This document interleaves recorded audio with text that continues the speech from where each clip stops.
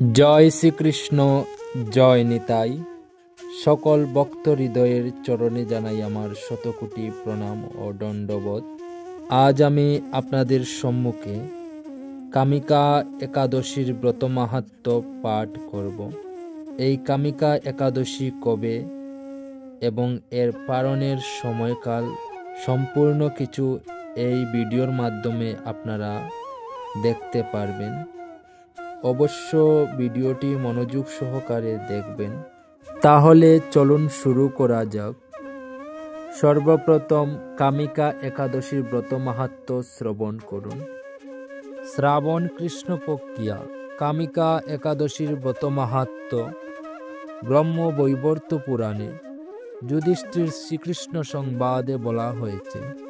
যুধিষ্ঠির মহারাজ শ্রীকৃষ্ণকে বললেন, হে গোবিন্দ, হে বাসুদেব, শ্রাবণ মাসের কৃষ্ণপক্ষের একাদশীর নাম এবং মাহাত্ম্য সবিস্তারে আমার কাছে বর্ণনা করুন।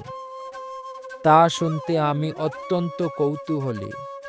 প্রত্যুত্তরে ভক্তবৎসল ভগবান শ্রীকৃষ্ণ বললেন, হে রাজন, পূর্বে দেবর্ষি নারদ প্রজাপতি ব্রহ্মাকে এই প্রশ্ন করলে তিনি যে উত্তর প্রদান করেছিলেন, আমি এখন সেই কথাই বলছি।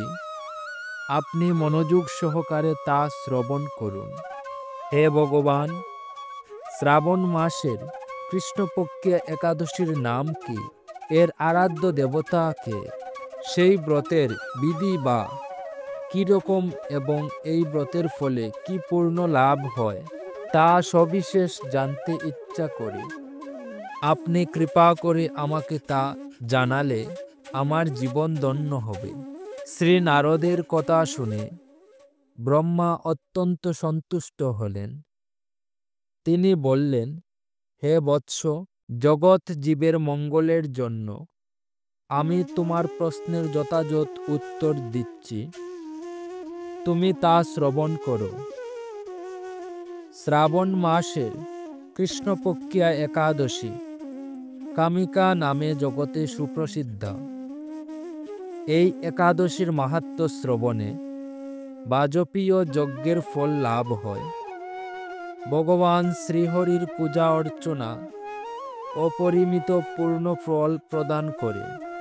গঙ্গা, গোদাবরী, কাশী, নৈমিষারণ্য, পুষ্কর ইত্যাদি তীর্থ দর্শনের সমস্ত ফল একমাত্র কৃষ্ণ পূজার মাধ্যমে কোটি গুণ লাভ করা যায়।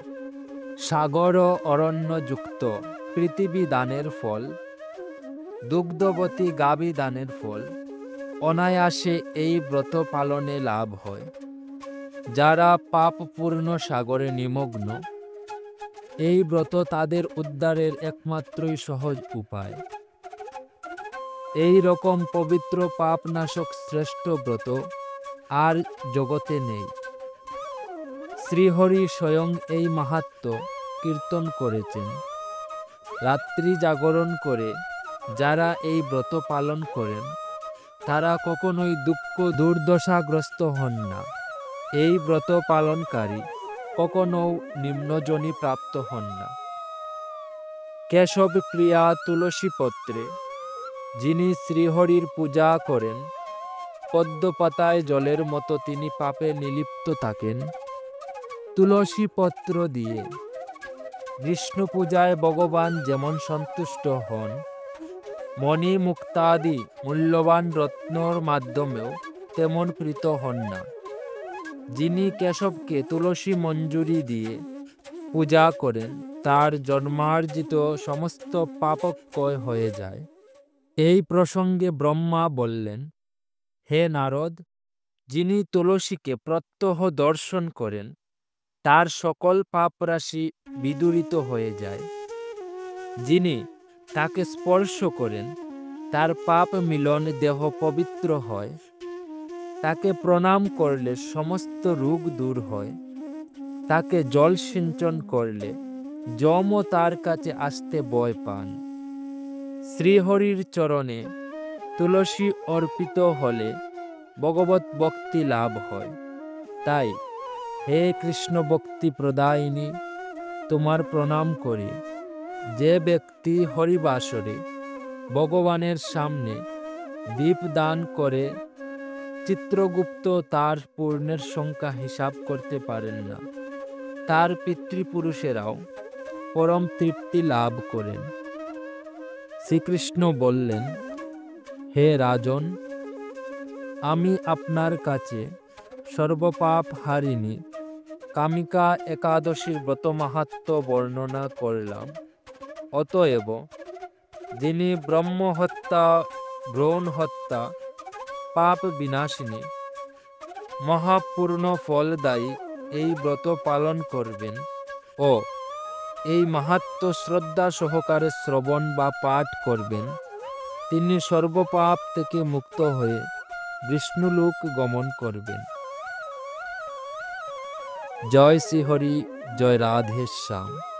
এই কামিকা একাদশী ব্রত মাহাত্ম্য আপনারা শ্রবণ করুন। যে বা যাহারা এই কামিকা একাদশীর ব্রত পালন করছেন অবশ্য তাহারা জানেন আগামী সর্বপাপ হারিণী এই কামিকা একাদশীর ব্রত পালন করবেন আপনারা 21 জুলাই 4 শ্রাবণ সোমবার, পরদিন পারণের সময় মঙ্গলবার 22 জুলাই 5 শ্রাবণ সকাল। আপনারা পশ্চিমবঙ্গ থেকে যদি দেখে থাকেন তাহলে সকাল 5:02 থেকে 7:07 মধ্যে পারণের সময়, এবং গৌহাটিতে আসামের মধ্যে যারা রয়েছেন তাদের জন্য পারণের সময় 4:43 থেকে 7:07 মধ্যে। অবশ্য এই ব্রত পালন করুন এবং ভগবান শ্রীহরি শ্রী বিষ্ণুর চরণে নিজেকে আত্মসমর্পণ করুন। ভালো থাকুন, সুস্থ থাকুন, এবং এই ভিডিওটি দেখে যদি আপনার ভালো লাগে, আপনার একটু উপকৃত হয়, তাহলে অবশ্য আপনার আত্মীয় স্বজন বন্ধু বান্ধবের কাছে ভিডিওটি শেয়ার করে পৌঁছে দেবেন, এবং নতুন হয়ে থাকলে অবশ্য এই চ্যানেলটিকে সাবস্ক্রাইব করে আমাদেরকে আরও ভিডিও বানাতে উৎসাহিত করবেন।